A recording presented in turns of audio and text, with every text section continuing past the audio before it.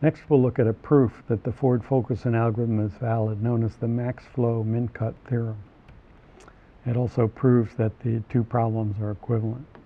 So we need a couple of more definitions to show. First, we want to show the relationship between a flow and a cut. So in this case, we've got a cut where T is on one side and all the other vertices are on the same side as S. And what we talk about is the flow across the cut. And what that is the sum of the flow on its edges that go from S to T minus the amount that goes the other way. That's the flow across the cut.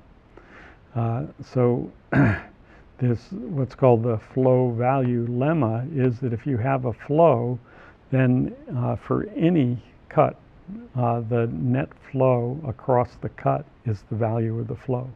That's called the flow value lemma. Doesn't matter what the cut is. This is a flow with value 25, and every cut is going to have 25 flowing across it. So this is a more complicated cut where S and these three vertices are colored. So the flow across that cut has to take all the edges that go from a gray vertex to a white one. So there's 10 plus 10 plus from a gray vertex to a white one, 5 plus 10 plus 0, 0. And then we have to subtract off the edges that go from a white one to a gray one. So we add up all the ones that go from gray to white, 10 plus 10 plus 5 plus 10 plus 0, and subtract off the two that go from a white to a gray, and still the net value across the flow is the same, the value of the flow. That's the flow value lemma that gives a particular relationship between flows and cuts. And that's not too difficult to prove by induction on the size of one of the sets.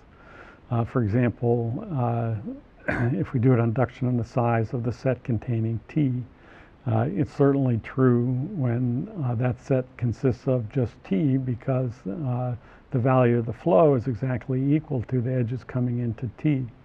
And then to prove by induction, you can move any vertex from A to B, and local equilibrium is going to make sure that the flow value lemma is true, and so that's how it's proved. And a corollary of that is that the outflow from S is equal to the inflow to T, which is equal to all equal to the value of the flow, and that's also easy to see in all our examples. To get started, let's look at what's called weak duality. If F is any flow at all in a network, and AB is any cut, the value of the flow has got to be less than or equal to the capacity of the cut. So in this case, value of flow is 27, and the capacity of the cut is 30. Value of the flow is always less than or equal to the capacity of the cut. The net flow across a cut has got to be less than or equal to its capacity, because it's at least that, and then if there's any edges going the other way, they get subtracted to compute the net flow. Weak duality that's an easy thing to prove.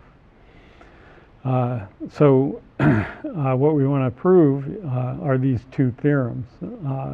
The Maxflow min-cut theorem is really two theorems combined, called the augmenting path theorem, that says the flow is a max flow if and only if there's no augmenting paths, and that the value of the max flow equals the capacity of the min-cut in any network. And the way we prove that is to prove that the following three conditions are equivalent. Again, this is a proof that's a little intricate logically.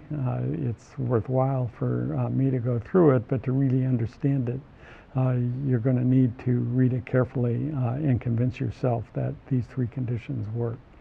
So here's the three conditions that we're going to prove are equivalent. First one is there is a cut. There's some cut whose capacity equals the value of the flow.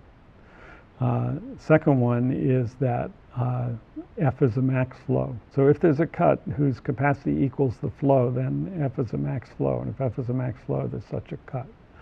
And then the third one is there's no augmenting path.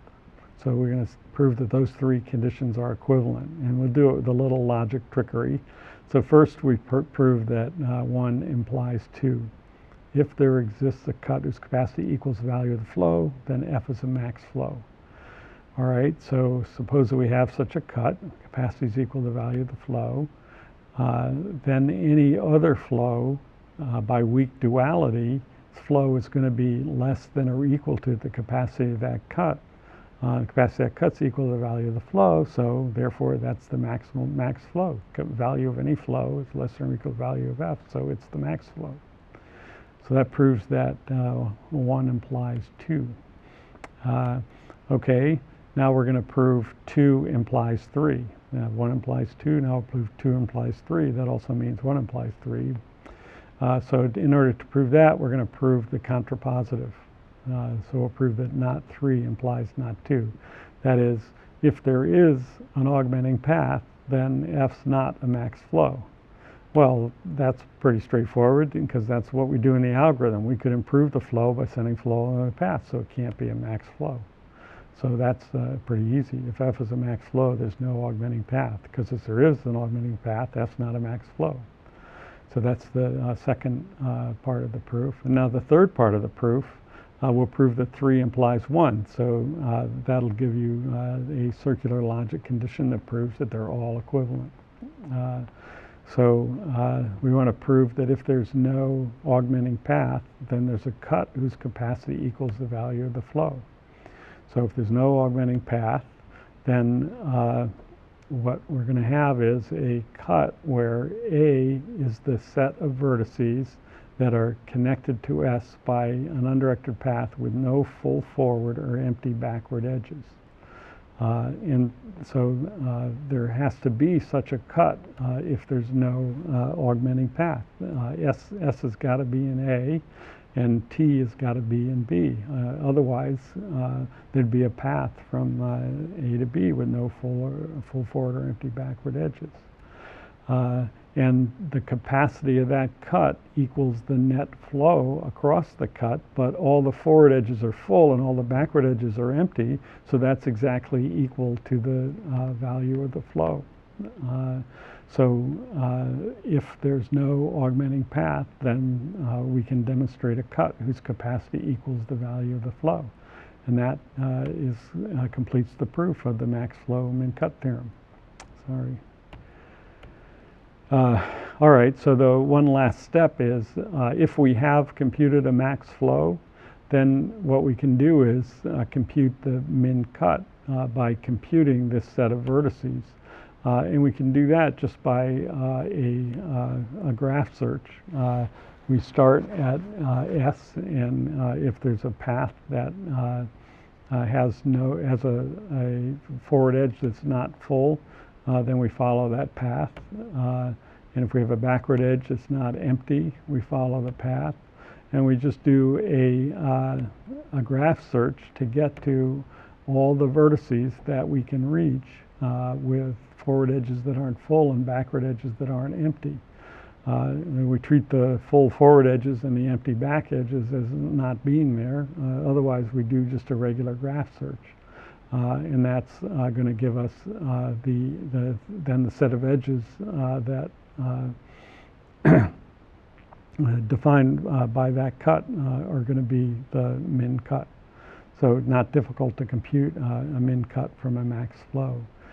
So that's a proof of the augmenting path theorem and the Maxflow min-cut theorem.